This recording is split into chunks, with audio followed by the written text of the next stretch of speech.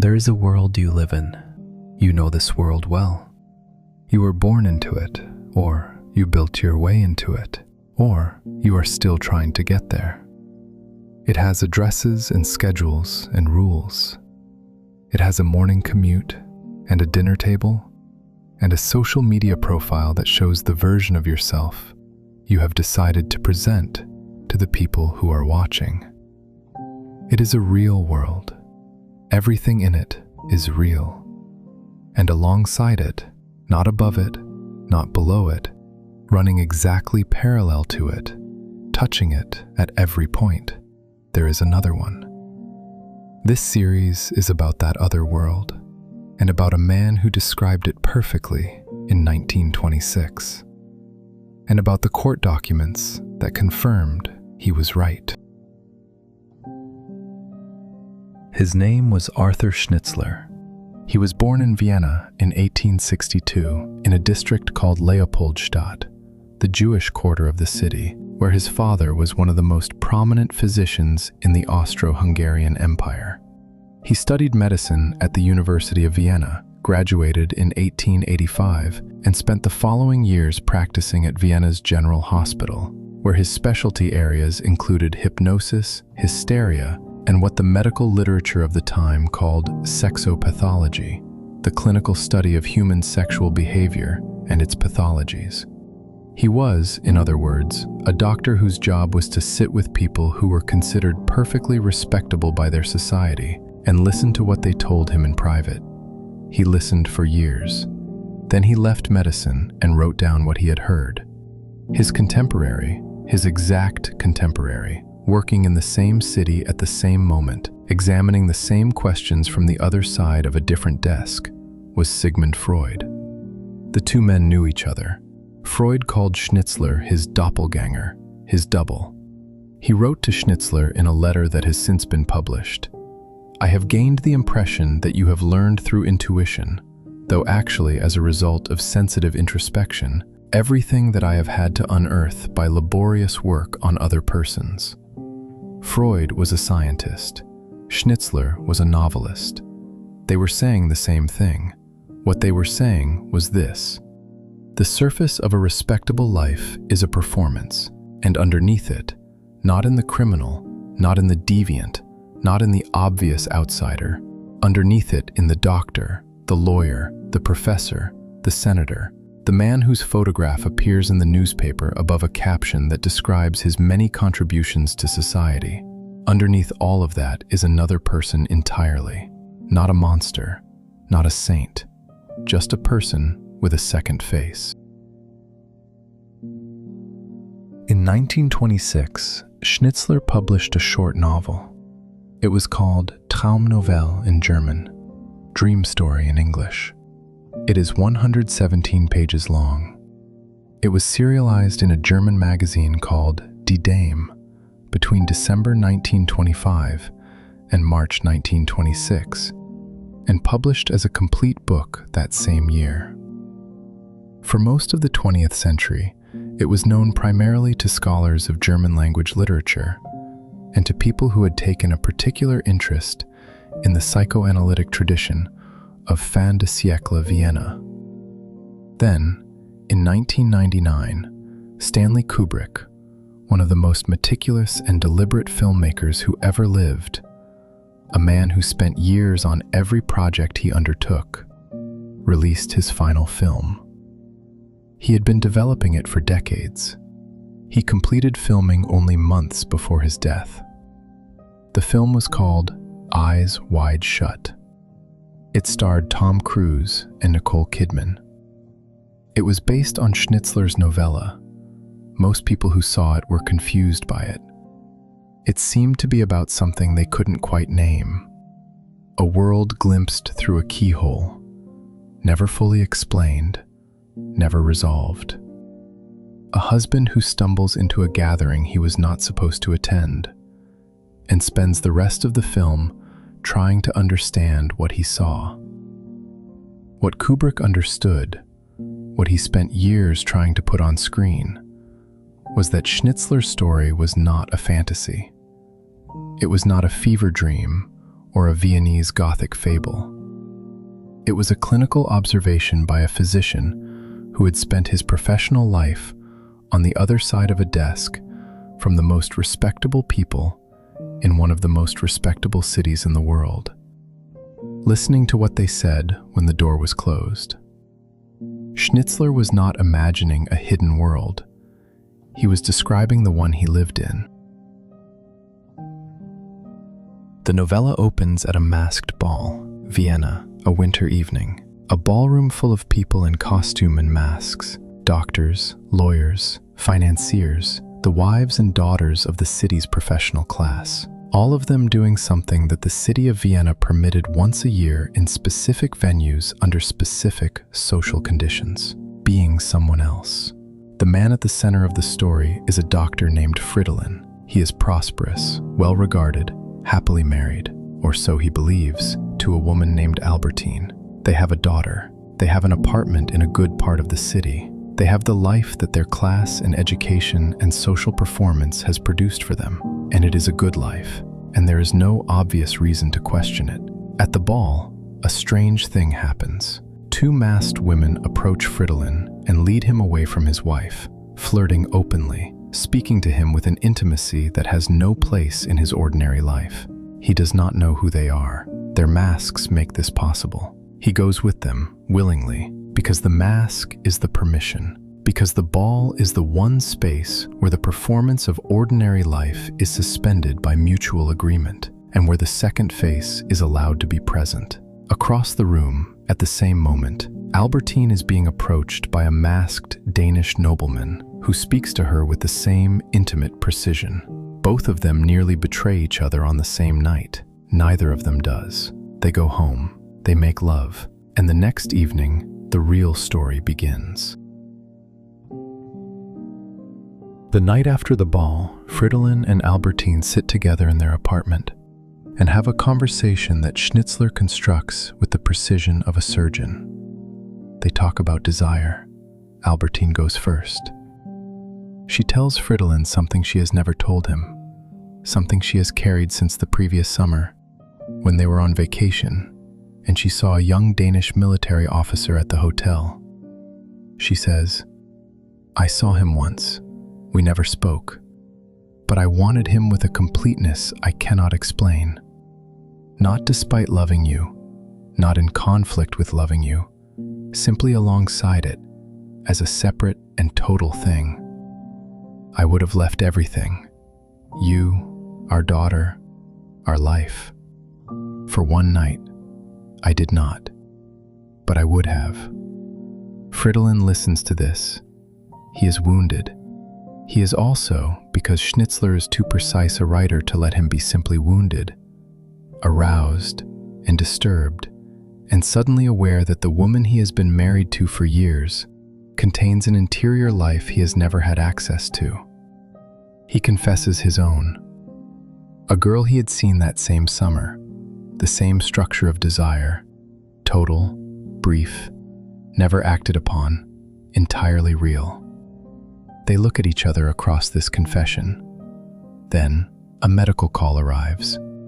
Fridolin leaves, and on the streets of Vienna, in the middle of the night, he begins to walk towards something that has always existed alongside his ordinary life. A world that has always been there, running parallel to his respectable apartment and his respectable marriage and his respectable career, that he has simply never had a reason to enter. Until now. Schnitzler called what Fridolin was experiencing the second life. Not a secret life, not a criminal life, simply the life that exists alongside the one we show other people. Everyone has it, nobody says. Schnitzler published Dream Story in 1926. The world he was describing, the world of the masked ball, the private gathering, the room that the wrong kind of person is not supposed to enter. That world did not end when Vienna did. It moved. It found new addresses, new passwords, new ways of ensuring that the people inside it remained inside it, and the people outside it never quite understood what they were outside of. In 1953, a boy named Jeffrey Epstein was born in Brooklyn, New York. His parents were working class. His father maintained parks for the New York City Department of Parks and Recreation. His mother was a school aide. They lived in Seagate, a gated community in Brooklyn, which is, in its own modest way, already a version of the story we are telling. A community that defines itself by having a gate, by being the kind of place that has an inside and an outside, by making the distinction between the two a feature rather than an accident. Epstein was, by most accounts, extraordinarily intelligent. He dropped out of Cooper Union, one of the most selective engineering colleges in the United States, in 1971, before completing his degree. In 1974, without a college degree, he was hired as a mathematics and physics teacher at the Dalton School on the Upper East Side of Manhattan. The Dalton School is not a school in the ordinary sense of the word. It is the school, one of the most exclusive private institutions in New York City, where the children of the city's wealthiest and most powerful families receive their education. He was 21 years old. He had no degree. He was inside.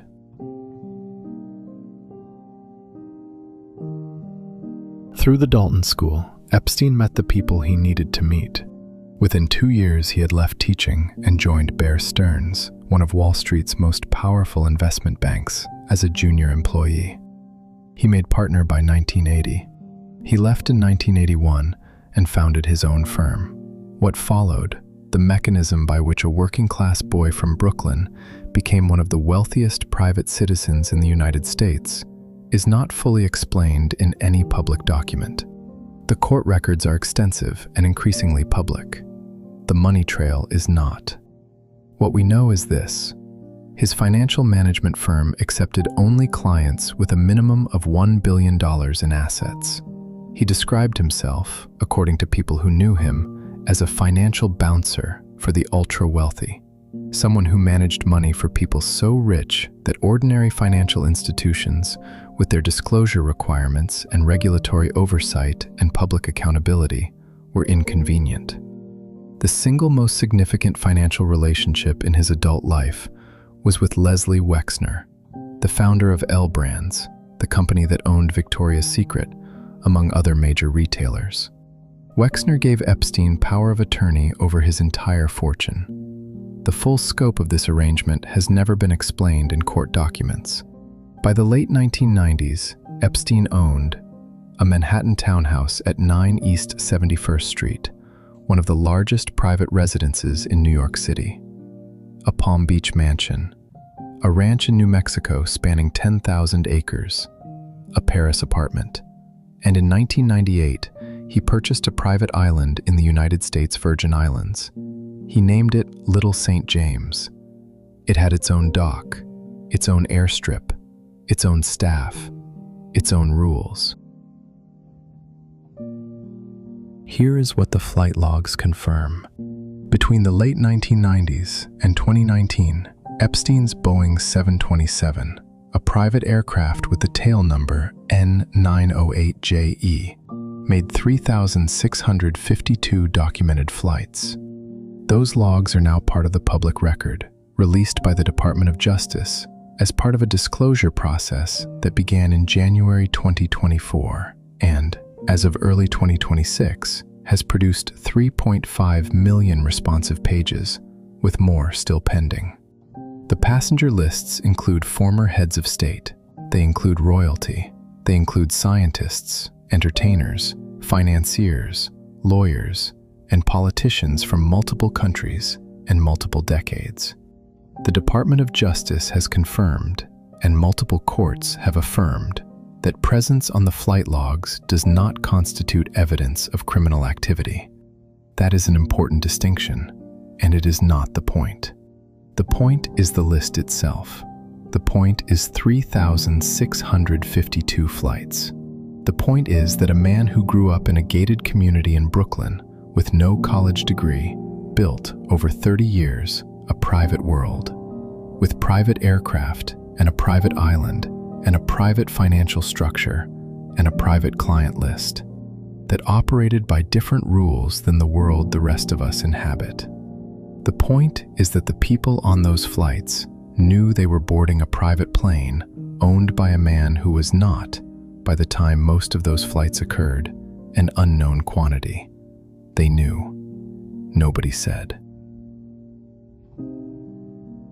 Back in Vienna, back in 1926, after the masked ball, after the confession, after the medical call that sends him into the night, Fridolin walks through the streets of the city and begins to understand something. The city he is walking through is not the city he lives in during the day. It has the same streets and the same buildings and the same addresses. But at night, in the specific geography of 2 a.m., it is a different place, populated by different people, following different rules. The prostitute on the corner, the drunk students who mock him, the pianist in the cafe who should not be telling him what he is about to tell him. All of it has always been there. He simply never had a reason to walk those streets at that hour before. This is Schnitzler's first move, and it is the most important one. He does not show Fridolin discovering a secret world. He shows Fridolin discovering that the world he thought was secret has always been accessible. The door was never locked. He simply never tried it. The second world is not hidden. It is adjacent.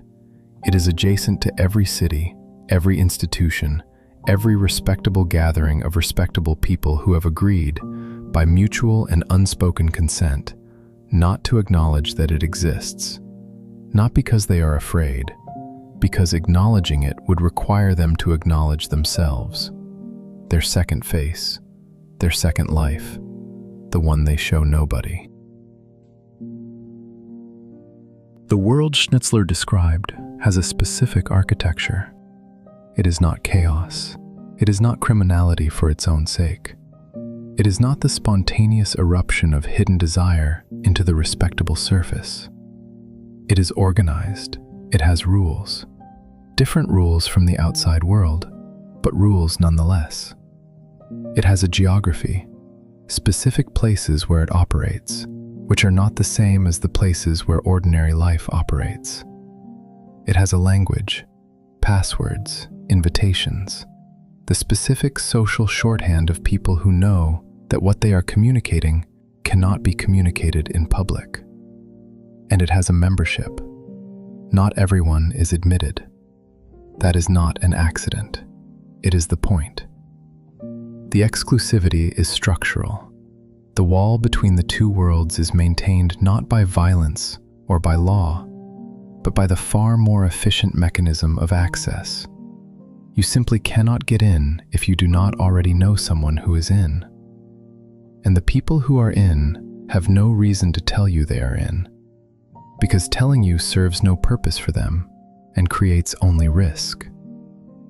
This is the architecture of every institution we are going to examine in this series. Bohemian Grove, a 2,700-acre private forest in California, where every July, for 2 weeks, some of the most powerful men in the world gather by invitation only, and where the press is explicitly forbidden. Skull and Bones, a secret society at Yale University, founded in 1832, that has produced 3 American presidents, the founding director of the CIA, and hundreds of the most senior figures in American finance, law, and media. The island with its own dock and its own airstrip and its own rules. All of it organized. All of it by invitation. All of it exactly as Schnitzler described. Here is the question this series is not going to ask. It is not going to ask whether these institutions are secretly controlling the world. It is not going to claim that the men who gather in the California redwoods every July are performing occult rituals with real supernatural consequences. It is not going to suggest that every person who ever boarded a private plane was a criminal. That is not the story. The story is simpler, and because it is simpler, it is more durable. It has survived every attempt to dismiss it as conspiracy theory, because it does not require conspiracy to be true. It requires only the thing that is already confirmed in the court records, and the documentary evidence, and the sworn testimony that is sitting in federal archives right now, available to anyone who wants to read it. The story is this: there is a class of people, not a small number, not a hidden cabal, but a structural class, reproduced across generations and institutions and national borders, for whom the rules that govern ordinary life are, in specific contexts and for specific purposes, optional. Not because they broke the rules and got away with it, because they built the rooms where the rules do not apply. And then they built the systems that ensure those rooms remain private. No press permitted, no public record, no attribution. Chatham House Rule, the official policy of the Bilderberg Group, which has met annually since 1954, attended by heads of government and central bank governors and the architects of global economic policy, states that attendees may use the information discussed, but may not attribute it to any named speaker. What is said in the room stays in the room. Everyone knows, nobody says. Back to Schnitzler, back to the apartment. Albertine has just told her husband about the Danish officer. She said, "I would have left everything for one night." She did not leave. She chose not to. But the desire was real, complete and total and indistinguishable from love in the moment she felt it. And she has been carrying it, silently, for months, in the apartment they share, at the dinner table they sit at, in the bed they sleep in together. This is what Schnitzler understood that made him dangerous. It was not that respectable people had secret desires. Everyone knew that. Freud was building an entire scientific framework around it at the same moment, and the city of Vienna's censors were doing their best to suppress both of them for saying so. What made Schnitzler dangerous was the next observation, the one that follows from the first, the one that the censors understood better than the readers did. If respectable people have a second life, if the doctor, the senator, the judge, the financier, the president is also a person with a face they show nobody, then the institutions they build, the rooms they gather in, the systems they design, those too have a second life. The courthouse has a back corridor. The legislature has a private dining room. The regulatory body has a revolving door. The island has its own rules. And the people who know about the corridor and the dining room and the revolving door and the island are the people who built them. They know. They do not say. In the mid-1990s, approximately a decade before Jeffrey Epstein's first arrest, the Federal Bureau of Investigation received a tip. The tip was about Epstein, about the things that were happening in his properties, about the girls. This has been confirmed. It is in the documents released by the Department of Justice in December 2025 under the Epstein Files Transparency Act, signed into law in November of that year. The FBI received the tip. They took no action. Epstein was not arrested until 2006. He was not charged federally until 2019. By the time he died in a Manhattan jail cell on August 10th of that year, officially of suicide, in circumstances that have generated sustained and legitimate questions about the official account, he had operated freely for at least 2.5 decades. We are going to go through all of this. The 2008 plea deal that gave him 13 months in a county jail with daily work release for crimes that federal investigators had documented against more than 30 victims. The non-prosecution agreement that extended immunity not just to Epstein, but to any potential co-conspirators. A clause that was sealed from the victims themselves for 8 months. The disappearing witnesses, the closed doors, the impeccable courtesy with which every question was met with nothing. It is a Schnitzler story, written in 1926, still being filed in federal court in 2026. Here is what this series is going to do. In each of the 5 parts, we are going to tell you Schnitzler's story, not summarize it. Tell it, the way it deserves to be told, in the language Schnitzler wrote it, which is the language of a physician who has spent his career in the consulting room of the human interior and has no patience for comfortable lies. And alongside it, not as illustration, not as sensationalism, but as the documented, court-confirmed, publicly available reality that Schnitzler's story has been predicting for 100 years. We are going to show you the world it describes. The private forest in California. The island with the surveillance cameras. The plea deal written to protect the people who were never named.